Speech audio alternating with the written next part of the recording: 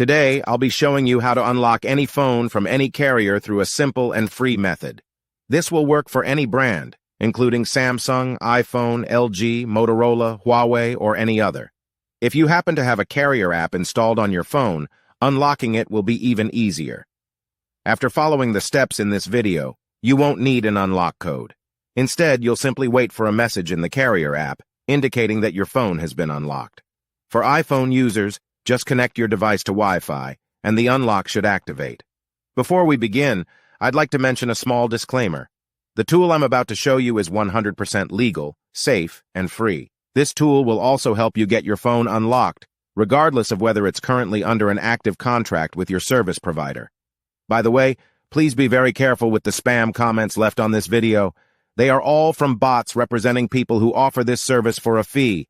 We might be affecting their business since I'm showing you a free method to unlock your phone from carriers. Follow my exact steps from this video, and after that, you will have a phone that will work with any SIM card from any carrier in the world. With that said, let's start. All right, so grab your phone and insert an unsupported SIM card.